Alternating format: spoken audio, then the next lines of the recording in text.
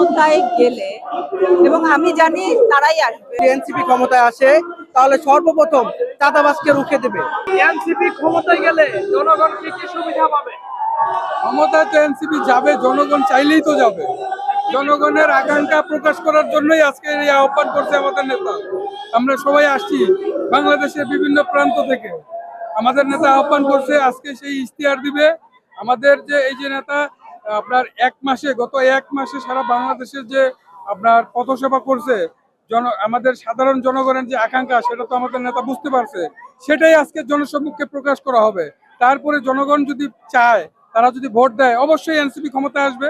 ক্ষমতায় আসলে জনগণের জন্যই এনসিপি কাজ করবে, এটাই আমাদের প্রত্যাশা। এনসিপি ক্ষমতায় গেলে জনগণের কি লাভ হবে? আসলে জুলাই অভ্যুত্থানের সবচাইতে কাছ থেকে এনসিপি কাজ করে গেছে এবং মাঠ পর্যায়ে যারা ছিল, জামাতের লোকজন ছিল এবং সাধারণ মানুষজন সবাই মিলেমিশে এনসিপিকে সাহায্য করেছে। আমাদের জুলাই অভ্যুত্থানের প্রথম সারির যে নেতাগুলা ছিল সবাই এনসিপিতে আছে, অন্যান্য দলও ছিল। তো আমি মনে করি যদি এনসিপি ক্ষমতায় আসে তাহলে সর্বপ্রথম চাঁদাবাজকে রুখে দেবে। এই দেশের মাটিতে কোনো চাঁদাবাজ থাকবে না, কোনো চাঁদাবাজি হবে না। আমাদের বিগত যে সরকার ছিল, ফ্যাসিবাদী আওয়ামী লীগ সরকার, তার অনেক চাঁদাবাজি ছিল। এখন আমরা দেখতে পাচ্ছি বাংলাদেশের আনাচে কানাচে চাঁদাবাজির হার অনেক বেড়ে গেছে। আমরা শুধু যারা চাঁদাবাজি করে সে যে দলের হোক না কেন, আমরা সেই দলের সেই নেতা কর্মীর বিপক্ষে যাব। এনসিপি এখানে 100% সততার সাথে কাজ করে যাচ্ছে। এই জন্য আমি মনে করি যদি বাংলাদেশে এনসিপি ক্ষমতায় আসে তাহলে কোনো দিল্লি না, কোনো পিন্ডি না, কোনো লন্ডনও না, বাংলাদেশই থাকবে। বা এই জন্যই আমরা এনসিপিতে ক্ষমতায় দেখতে চাই। এনসিপি ক্ষমতায় আসুক। ইনকিলাব জিন্দাবাদ। আগামীতে এনসিপি ক্ষমতায় গেলে জনগণের কি কি লাভ হবে?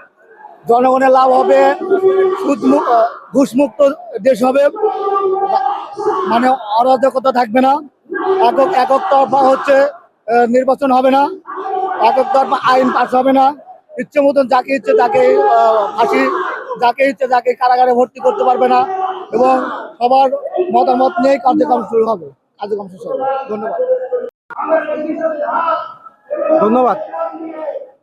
আসলে গত এক বছর যাবৎ আপনারা জানেন, সারা বাংলাদেশের মানুষ জানে, একটা ফ্যাসিস্ট গোষ্ঠী শোষণ এবং শাসনের মাধ্যমে বাংলাদেশের জনগণের উপরে কিরকম নির্যাতন করছে। আমাদের সাংবিধানিক অধিকার, আমাদের নাগরিক অধিকার, আমাদের যে মৌলিক অধিকারগুলো ছিল ওই অধিকারগুলো খর্ব করেছে। ওই খর্বের কারণে নাহিদ ইসলাম, সার্জিস আলম এবং বাংলাদেশের ছাত্র এবং জনতা গণ অভ্যুত্থানের মাধ্যমে ৩৬ জুলাইয়ে আমরা স্বাধীনতা অর্জন করতে পেরেছি। আমরা একটা ফ্যাসিজম কে দেশ থেকে তাড়িয়ে দিতে পেরেছি। আমরা আশাবাদী অদূর ভবিষ্যতে আর এই রকম কোনো ফ্যাসিবাদ বাংলাদেশে জন্ম হবে না। যেহেতু প্রশ্ন করছেন এনসিপি যদি সরকারিভাবে ক্ষমতায় যায় তাহলে আসলে কি করবে বা আমাদের কি প্রত্যাশা। এনসিপি যখন ক্ষমতায় যাবে, আপনারা দেখেছেন যে আমরা একটা বছর বিভিন্ন জায়গায় আন্দোলন করেছি।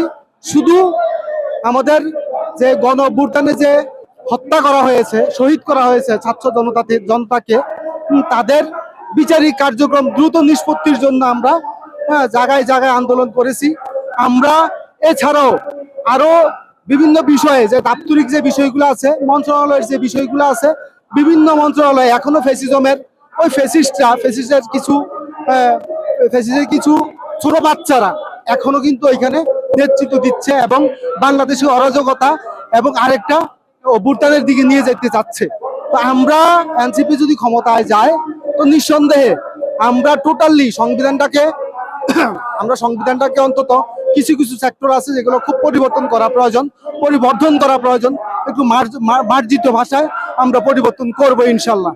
পাশাপাশি আপামর জনগণের, বাংলাদেশের নাগরিকরা যেন অন্তত অন্ন, বস্ত্র, বাসস্থান, শিক্ষা, চিকিৎসা, সাংবিধানিক অধিকার, নাগরিক অধিকার যেন সম্পূর্ণভাবে স্বচ্ছভাবে তারা পায়, ওই ব্যবস্থাটাই এনসিপি ইনশাল্লাহ করবে আমার বিশ্বাস।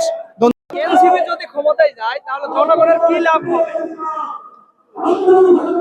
এনসিপি ক্ষমতায় গেলে এবং আমি জানি তারাই আসবে, তারা পারবে এটা।